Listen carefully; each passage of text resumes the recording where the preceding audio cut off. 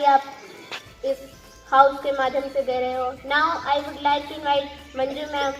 Ma'am please come on the stage.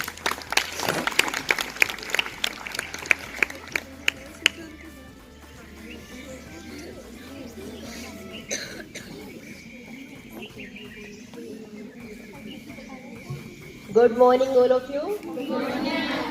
थोड़ा सा आपको मेरी खराब आवाज़ के साथ एडजस्ट करना होगा और आप सभी ठंड में बैठ करके सुन रहे हैं, इसके लिए मैं आप सभी का बहुत बहुत धन्यवाद करती हूँ। घुला है जीवन में गणित, घुला है जीवन में गणित, जैसे वायु और जल, सब विज्ञानों की माँ है ये, विकट समस्याएं और आसान हल, विकट समस्याएं और आसान हल। हमारे विद्यालय के बहुत ही अनुभवी, कर्मठ एवं मुझसे बहुत ज़्यादा योग्य हमारे स्टाफ मेंबर्स और हमारे विद्यालय के पुष्प प्रिय बच्चों, आज मेरी आपसे भेंट हुई है गणित विषय को लेकर के। तो सबसे पहले मैं अपने गुरुजनों को और अपने माता पिता को प्रणाम करके आज के वक्तव्य का शुभारंभ करती हूँ, क्योंकि मैं आज यहाँ केवल मेरे गुरुजनों, माता पिता और इस गणित की वजह से ही हूँ। गणित का मेरे जीवन में एक बहुत ही महत्वपूर्ण स्थान है, बिल्कुल मेरे परिवार के सदस्य की भांति। ये हमेशा सुख में, दुख में सच्चे मित्र की तरह हमेशा मेरे साथ रहा है। इसने मुझे जीवन की नई से नई राह दिखाई है और मैं बड़ी ही सौभाग्यशाली रही हूँ कि मेरी गणित की जो प्रथम शिक्षिका रही है वो स्वयं मेरी माताजी ही रही है। वैसे तो सबकी माँ ही सबकी प्रथम शिक्षिका होती है, लेकिन मेरी प्रथम शिक्षिका जिन्होंने मुझे गणित सिखाया, अक्षर ज्ञान सिखाया, क्योंकि जो मेरे मम्मी हैं वो प्राइमरी हेड टीचर से रिटायर्ड है गवर्नमेंट स्कूल से, और मैंने आप सभी की तरह गवर्नमेंट स्कूल में ही पढ़ाई की है, वहीं गणित के प्रति मेरी रुचि बढ़ी। उसका श्रेय भी कहीं न कहीं मेरी माताजी को ही जाता है, क्योंकि वो कहते थे कि अगर आपका गणित पे और भाषा पे 2 पर अधिकार हो गया है तो आप किसी भी विषय में पीछे नहीं रहेंगे। और मुझे खुशी है कि उनकी जो ये बात है वो कुछ हद तक सत्य साबित हुई, क्योंकि कोई भी ऐसा विषय नहीं है जिसमें मेरी रुचि न हो। सभी विषयों में समान रुचि है मेरी, और गणित में बस थोड़ी सी अधिक है, क्योंकि गणित हमेशा मेरे साथ ज़्यादा समय तक रहा है। आप भी जिस विषय को भी अपना बनाना चाहते हो, बस उसको अपने साथ ज़्यादा समय तक रखिए। रिश्तों में भी ऐसा ही होता है, आपके दोस्त होते हैं, आपके अपने होते हैं जिन्हें आप ज़्यादा पसंद करते हो, आप क्या करते हो, उनके साथ ज़्यादा समय बिताते हो। तो जिस विषय को भी आप अपना बनाना चाहते हो उसके साथ आपको थोड़ा सा समय बस अधिक बिताना है, औरों से उसके साथ समय बिताइए, उसके साथ क्रियाएं कीजिए, एक्टिविटीज़ कीजिए। हर विषय आपका अपना हो सकता है और प्रत्येक विषय ज्ञान का एक सागर है। कोई भी विषय छोटा या बड़ा नहीं है, लेकिन बात जब गणित की आती है तो गणित विज्ञान विषयों में भी सिरमौर माना जाता है। और आज बड़ी खुशी का अवसर भी है हमारे लिए, क्योंकि कल यानी कि 22 दिसंबर को गणित दिवस भी है। आपके 9th कक्षा की एनसीईआरटी की पुस्तक में पहले ही पृष्ठ के गत्ते के ऊपर एक तस्वीर है, अगर आपने देखी है तो बता सकता है कोई बच्चा किसकी तस्वीर है वो? शाबाश, श्रीनिवास रामानुजन की। किसकी तस्वीर है वो? हाँ, 9th कक्षा के बच्चे सभी उनके बारे में पढ़ेंगे। आपकी शाबाश अनु, वेरी गुड, बैठिए।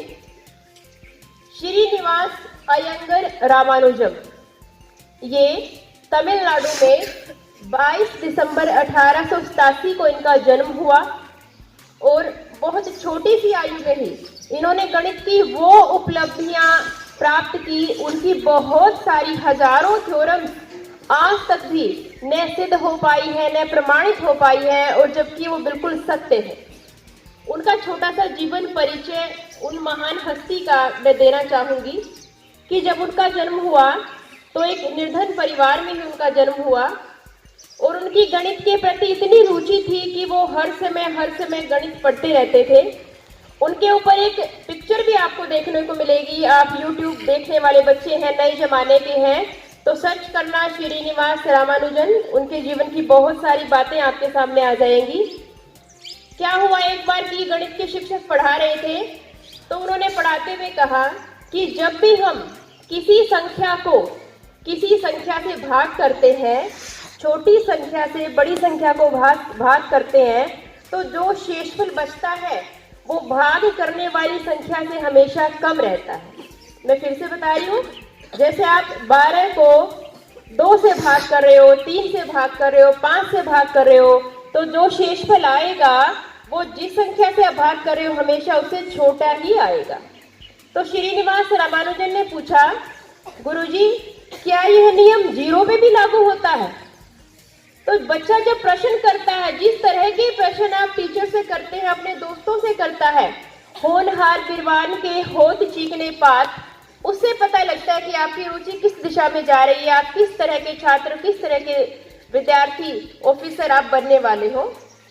तो उन्होंने, गुरुजी भी हैरान रह गए, उनके पास उस समय जवाब नहीं था इस बात का। आगे चल के श्रीनिवास रामानुजन ने ही खोज की कि 0 से हम किसी संख्या को भाग नहीं कर पाते हैं। गणित में हमेशा आएगा कि कैन नॉट डिवाइड बाय 0। कई कैलकुलेटर पे भी आप डाल के देखेंगे 2/0, 3/0, किसी को भी आप 0 से भाग कीजिए, क्यों नहीं बांट सकते 0 के। मान लो मेरे पास 10 ट्रॉफियां हैं, मैं आपको कह देती हूँ बेटे ये 10 ट्रॉफी 10 बच्चों में बांट दीजिए, अब बांट देंगे। 5 बच्चों में बांट दीजिए, आप बांट देंगे। मैं कहूंगी बेटे ये 10 ट्रॉफी और 0 बच्चों में बांट दीजिए, क्या आप बांट सकते हैं? नहीं बांट सकते हैं। तो 0 से किसी को भी डिवाइड नहीं कर सकते, क्योंकि 0 से मल्टीप्लाई करने से 0 हो जाएगा, जो शेषफल आएगा वो 0 से बड़ा आ जाएगा। अतः 0 से कभी भी डिवाइड नहीं किया जा सकता। इस तरह के बहुत सारे प्रश्न वो करते रहते थे। परिवार की स्थिति को देखते हुए उन्होंने क्लर्क की नौकरी भी की, और क्लर्क की नौकरी करने के बाद रात को देर रात तक वो गणित के थ्योरम्स को, सवालों को हल किया करते थे। प्रमेय क्या होता है? गणित का ऐसा कथन होता है जो सत्य होता है, उसको प्रमाणित करने की आवश्यकता होती है। तो इस तरह की वो लिखते रहते थे। और छोटी सी आयु में 12 वर्ष की उम्र में ही उन्होंने ट्रिग्नोमेट्री का ज्ञान प्राप्त कर लिया था। 15 वर्ष की उम्र में उन्होंने अप्लाइड मैथमेटिक्स का शोध कर लिया था, जो बहुत ही उत्तम माना जाता है, सब किसी के बस की बात नहीं है। और उनकी इस कार्य पर विदेशों से नजर पड़ी। विदेशों के विदेशी जो ब्रिटिश थे उनकी नजर पड़ी। लिटिल वुड की, मिस्टर लिटिल वुड और हार्डी उनके साथ रहे। उन्होंने उनके कैम्ब्रिज विश्वविद्यालय, ब्रिटेन का बहुत बड़ा विश्वविद्यालय, आपने नाम सुना होगा, उनकी नजर उनके शोध पर पड़ी। तो उन्होंने पत्र लिख करके रामानुजन को वहां कुछ समय के लिए बुलाया भी, और यहाँ आकर के वो, वहाँ का उनको खान पान ज्यादा सूट नहीं किया। यहाँ आकर के वो बीमार हो गए थे, बीमारी ने उन्हें घेर लिया। तो उनके एक मित्र उनसे मिलने के लिए आए, हार्डी।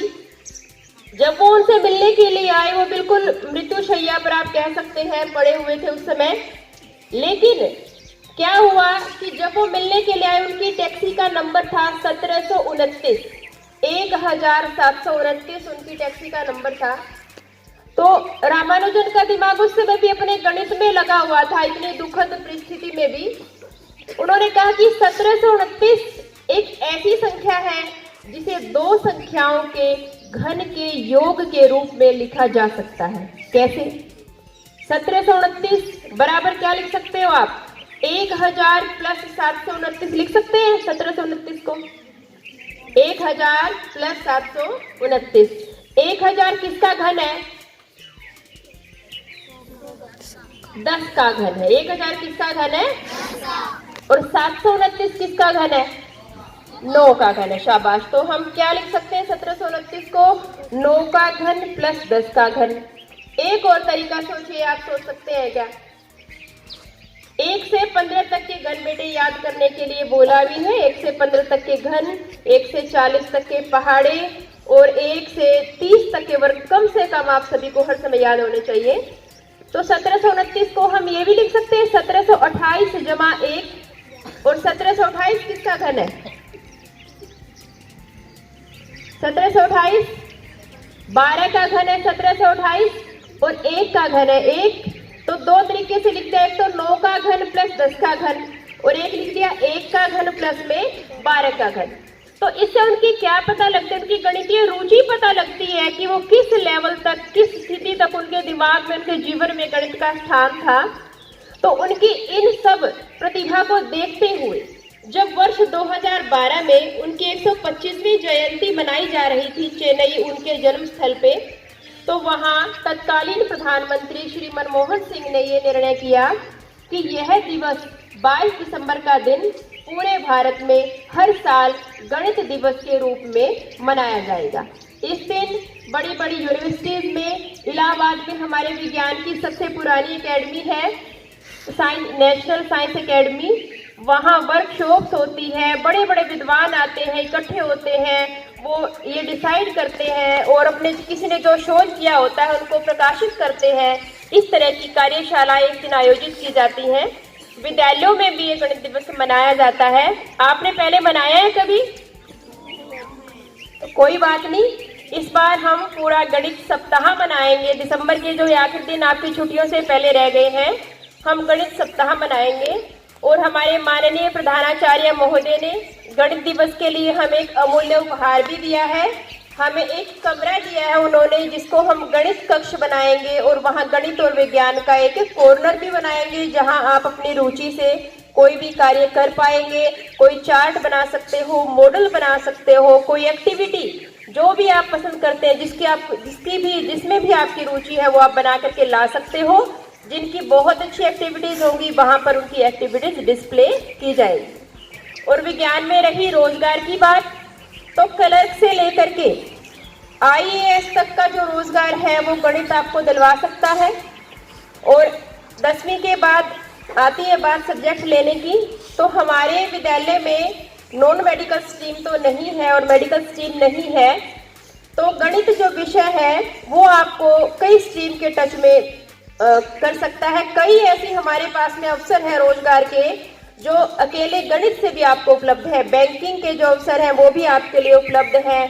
जो CGL की जॉब्स है, कोई भी आप सरकारी नौकरी का टेस्ट देने के लिए जाते हो तो उनमें गणित तो आपको मिलेगा ही मिलेगा।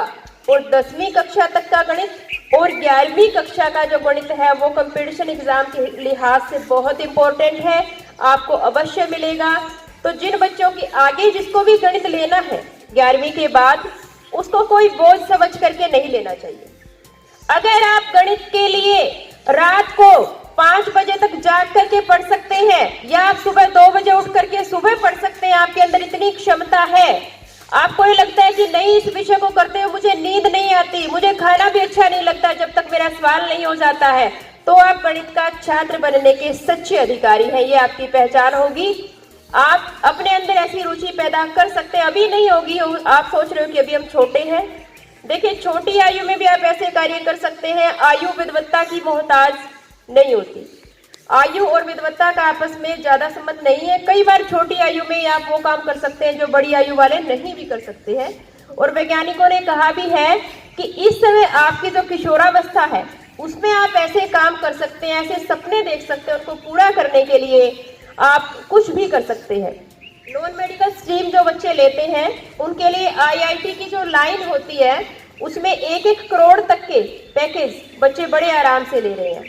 हमारे गणित के जो IIT हैं, रुड़की में, दिल्ली में, बम्बई में, वो पूरे विश्व में उनकी इतनी मान्यता है। अमेरिका में, विदेशों में जहाँ भी आप नौकरी करने के लिए जा रहे हैं, वहाँ पर आपको भारत जैसी बुद्धि, गणित को समझने की आपके अंदर जो क्षमता है वो विदेशों के अंदर पाई ही नहीं जाती। IT सेक्टर में और गणित में पूरे विश्व में आपको प्रतिस्पर्धा देने वाला कोई है ही नहीं। लेकिन आपको अपने गणित के ज्ञान को, बेसिक ज्ञान को पहले अच्छा कीजिए और फिर आप इस राह पर आगे बढ़ते हुए चलिए। किस किस को गणित अच्छा लगता है बताइए, शाबाश। जब आप उसके संपर्क में आएंगे, कार्य करना शुरू करेंगे, आपको गणित का कोई भय नहीं रहेगा, आपको आनंद आएगा, आनंद जो किसी और विषय में शायद आपको नहीं आए। सीढ़ियाँ मुबारक हो उन्हें, सीढ़ियाँ मुबारक हो उन्हें जिन्हें मंजिल तक जाना है, और जिनकी मंजिल है आसमां, उन्हें रास्ता खुद बनाना है, उन्हें रास्ता खुद बनाना है।